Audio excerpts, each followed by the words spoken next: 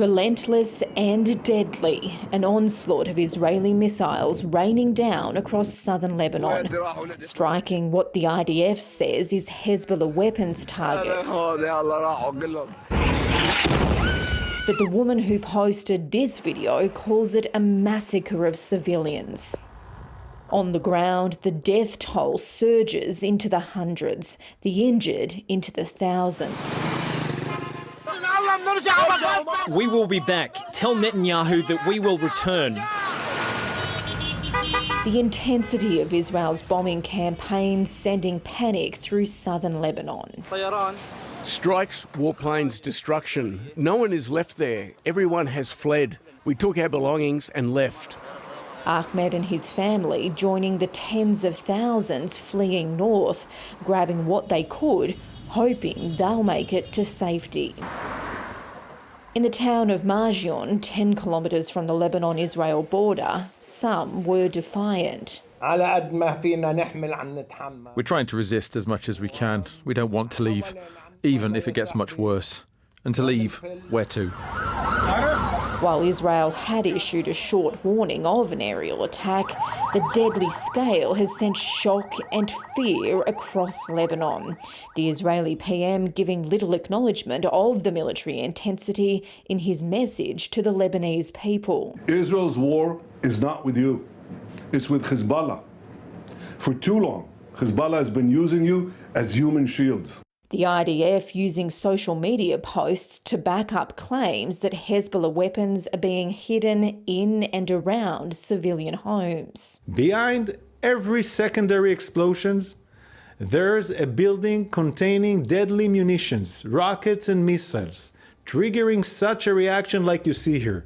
It is likely that some of the casualties are from these secondary explosions. Hezbollah hasn't responded to the IDF's claims but has previously denied it stores rockets in this way. The militant group sent continuous barrages of long-range missiles deep into Israeli territory in retaliation. Most were intercepted by Israel's Iron Dome. In the US, President Biden said his team was trying to de-escalate the situation, and the Pentagon confirmed it was sending a small number of US troops to the Middle East amid the growing crisis. As those troops head toward the region, the dream of those living there is of escape. It would be a dream that our children do not go through the situation we are in right now. If we could travel to Australia, that would be great. A dream that looks increasingly out of reach as the region descends further into the nightmare of a potential second war. Alison Horn, ABC News, Jerusalem. And Alison joins us now from Jerusalem. Ali, do we know how Hezbollah might respond to this aggression and what Israel is trying to achieve with this offensive? Well, Lydia, it is likely for Hezbollah to take a few days to be able to regroup and launch a wider retaliation against Israel. That's because its logistical operations have been severely impacted and nearly all of its senior leadership has also been assassinated.